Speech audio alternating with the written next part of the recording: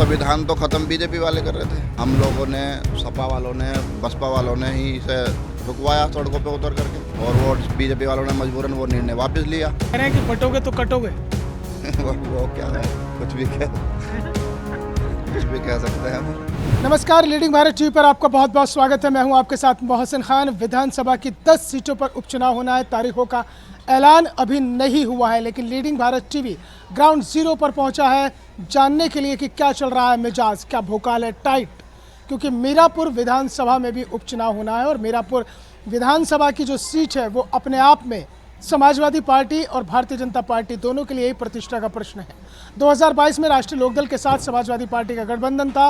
रालोद के प्रत्याशी चंदन सिंह चौहान यहाँ से जीते थे, लेकिन वो लोकसभा का चुनाव लड़े, संसद में पहुंच गए, सीट खाली हो गई। भारतीय जनता पार्टी भी पूरा दमखम लगा रही है। बहुजन समाज पार्टी ने अपना यहाँ उम्मीदवार उतार दिया है और आज़ाद समाज पार्टी ने भी अपना उम्मीदवार उतार दिया है, जबकि भाजपा और सपा ने अभी पत्ते नहीं खोले हैं। लेकिन मीरापुर का क्या है मिजाज और मीरापुर में क्या भोकाल होने वाला है टाइट। हम पहुंचे हैं ग्राउंड जीरो पर रामराज में। रामराज ही हस्तिनापुर क्षेत्र से लगता हुआ इलाका है और इस इलाके का आधा हिस्सा जो खादर का क्षेत्र है रामराज का, वो मीरापुर विधानसभा सीट पर लगता है। ये बताइए कि क्या लग रहा है इस बार मीरापुर में क्या मिजाज चल रहा है? मीरापुर में तो सर क्या जैसे रावण जी है, इनका आज़ाद समाज पार्टी से थोड़ा इनका भी थोड़ा जोर सा लग रहा है, और ऊपर तुम्हारा ये भाजपा है, ये भी सामने है बाकी सीट, और इधर तुम्हारा ये अखिलेश जी है, इनका भी थोड़ा सा लग रहा है। तीनों में थोड़ा वो है। तो आपको लग रहा है कि जो मुकाबला है वो 3 दलों में होने वाला है? हाँ, 3 दलों का मुकाबला है यहाँ पे। चंद्रशेखर रावण की क्या स्थिति है? उसकी भी थोड़ी अच्छी चल रही है, वैसे देखने में लग रहा है कि जोर पे है अभी। और तुम्हारे ये जो ये भाजपा भी थोड़ा आगे है, और ये तीनों में जोर है, मतलब अखिलेश में और उसमें। मीरापुर में आपको क्या लग रहा है, क्या मिजाज आपको नज़र आ रहा है अभी फिलहाल? देखिए, अभी तो चुनाव का माहौल है और हर तरह का कैंडिडेट आ रहा है, लेकिन जनता का जो रुख है, पिछली बार सपा पार्टी से कैंडिडेट जो विधायक थे उन्होंने अपनी पार्टी छोड़ कर जो है क्या कहते हैं, अब रालोद से सांसद का टिकट लिया और जीत भी गए। जैसा पिछली बार सपा का था, हो सकता है कि अब के भी कुछ भाजपा में और सपा में ही, दोनों में ही वो रहे, लेकिन इन्हीं में दोनों में टीमों में ज़्यादातर वो रहेगा जनता का जो रुख है, लेकिन ज़्यादातर जो है समाजवादी पार्टी का यहाँ पे जोर है। समाजवादी पार्टी किस आधार पे आपको लगता है कि मुस्लिम बाहुल्य है, या फिर वो जो एक समीकरण बिठाकर चलती है?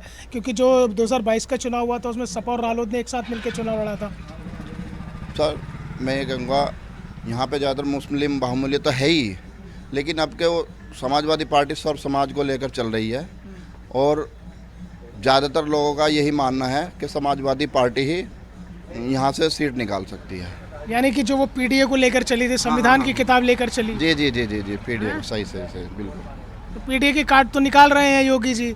योगी जी कह रहे हैं कि हम पिछड़ों को साथ लेकर चल रहे हैं। हाँ जी, कहीं नहीं चल रहे, सब बेकार की बात है, ये तो कहीं नहीं चल रहे। वो कह रहे हैं कि अखिलेश यादव और ये राहुल गांधी तो संविधान की किताब लेकर चल रहे थे, संविधान का पालन तो केवल भारतीय जनता पार्टी करा रही है। अजय, संविधान तो खत्म बीजेपी वाले कर रहे थे। अभी जो क्या आपने भी देखा होगा, रोड पर पब्लिक आई है, ये बीजेपी वालों ने तो आरक्षण खत्म करने का वो किया था काम। अभी जो पब्लिक रोड पर आई है, यही आरक्षण बीजेपी तो खत्म कर रही थी। ये हम लोगों ने, सपा वालों ने, बसपा वालों ने ही इसे रुकवाया सड़कों पे उतर करके, और वो बीजेपी वालों ने मजबूरन वो निर्णय वापस लिया। तो आरक्षण का फायदा बहन जी को नहीं मिलेगा ना, रावण को मिले? आप कह रहे हैं सपा का फायदा लग रहा है। सपा जो मीरापुर विधानसभा की सीट है यहाँ पे है, अच्छा, यहाँ पे ज़्यादातर जो है सपा का ही जो जोर है अच्छा, पहले से ही, हाँ। और मुस्लिम बाहुल्य क्षेत्र है, ज़्यादातर मुस्लिम जो योगी है। जी कह रहे हैं कि बटोगे तो कटोगे। वो क्या है, कुछ भी कह सकते हैं वो। नहीं, वो कह रहे हैं कि भैया हम तो बचाने चल रहे हैं, एक हो जाओ, और आप कह रहे हो कि मीरापुर विधानसभा सीट तो जो है जा रही हाथ से। बस देखो जी, ये तो जनता का मत है, आप भी घूम रहे होंगे, देख रहे होंगे माहौल क्या चल रहा है। अभी तो चुनाव की डेट ही निश्चित नहीं हुई, अभी देखो बीच में क्या हो जाए, लेकिन अभी तक जो है वो सपा का ही जोर है ज़्यादातर। चुनाव की अभी डेट नहीं हुई है, आप कह रहे हैं त्रिकोणीय मुकाबला होगा, वो कह रहे हैं कि सपा और भाजपा में हो रही है सीधी टक्कर। नहीं, इस बार रावण कहीं नहीं है, बहन जी कहीं नहीं है। रावण भी इस बार जोर दिखा रहे हैं, रावण जी भी, और लग रहा है देखने में कि टक्कर हो सकती है तीनों में। अच्छा, हाँ आपके थोड़ा सा मैं गया था उधर एक बार देखने, थोड़ा सा लग रहा है माहौल का। रामराज का भी काफ़ी क्षेत्र इधर आता है ना। हाँ रामराज का आता है, ये तुम्हारा रेडवा लालपुर हो गया, शाहपुर हो गया, और तुम्हारा समाना रामराज तो लगता ही है उधर, और तुम्हारे इधर के बहुत सारे गांव लगते हैं, एक नहर के नीचे जमालपुर हो गया, नया गांव हो गया, नीला वाला हो गया, ये कितने सारे गांव लगते हैं रामराज के इसमें। अच्छा, इधर आइए भैया, इधर आइए। ये बताइए कि जो मीरापुर विधानसभा सीट है उस पर आपको क्या नज़र आ रहा है, क्या दिख रहा है कि क्या माहौल बनने वाला। भैया जी देखिए, एक तो अभी सभी कैंडिडेट क्लियर नहीं हुए हैं, जिसमें अभी सपा ने क्लियर करा है, और एक तो जो बसपा और असपा ने क्लियर किया है। जी बसपा ने क्लियर करा है। जो क्षेत्र है एक तो मुस्लिम बहुल क्षेत्र है, जिसमें मुस्लिम कैंडिडेट ज़्यादा है। जातिगत आधार पे चाहेंगे तो भी सपा है, और लेकिन लोकसभा का इलेक्शन लेकर चलेंगे उसमें भी इन्होंने जैसे 36-37 सीट निकाल ली है अपनी, और जिस तरह कार्य आ रहे हैं मीडिया छा रहे हैं उस आधार पर सपा निकल रही है।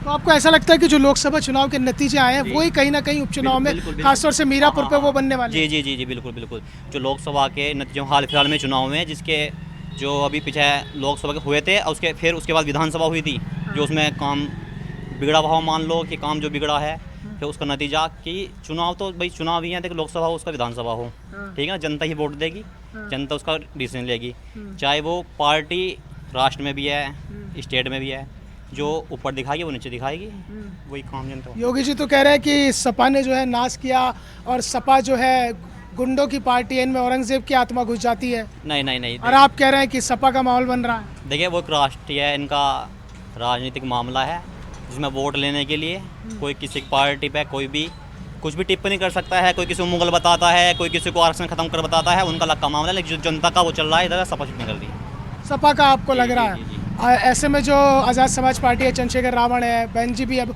आरक्षण को लेकर सड़कों पर उतरी है, वो कहीं नज़र नहीं आ रहा मीरापुर में? नहीं, जो फिलहाल का समीकरण बता रहा है यही बता रहा है भाजपा और सपा। अभी चंद्रशेखर भैया देखो हम सपोर्ट भी करते हैं उन्हें हर तरीके से, लेकिन अभी मिदापुर विधान अभी टाइम लगेगा। जी अभी 2027 तक हो जाएगा काम। जी हाँ? तो यानी कि कुल मिलाकर जो मीरापुर की विधानसभा सीट पर उपचुनाव होना है उसको लेकर रामराज जो हसनापुर खातर क्षेत्र में हिस्सा पड़ता है, और उसमें काफ़ी गांव यहाँ पर लगते हैं, यहाँ के लोगों की मिलीजुली राय है, लेकिन इतना ज़रूर यहाँ के लोग मानकर चल रहे हैं कि मुकाबला भारतीय जनता पार्टी और समाजवादी पार्टी में सीधा होने जा रहा है। हालांकि बहुजन समाज पार्टी पहली बार जो है उपचुनाव में काफ़ी समय बाद उतरी है, आज़ाद समाज पार्टी ने भी अपना उम्मीदवार उतारा। ऐसे में अगर 3 दलों से अगर समाजवादी पार्टी भी किसी मुस्लिम को टिकट देती है तो हो सकता है कि मुस्लिम मतों में सेंधमारी हो जाए, और मुस्लिम मतों में सेंधमारी होने का फ़ायदा भारतीय जनता पार्टी को मिल सकता है, और अगर कहीं एक मुश्त होकर एक तरफ वोट पड़ गया तो फिर नतीजे बदल भी सकते हैं। फिलहाल आपको हमारी ये चर्चा कैसी लगी हमें कमेंट बॉक्स में कमेंट करके ज़रूर बताइएगा, और ताज़ा तरीन चर्चाओं के लिए और ख़बरों के लिए आप बने रहिए लीडिंग भारत टीवी के साथ।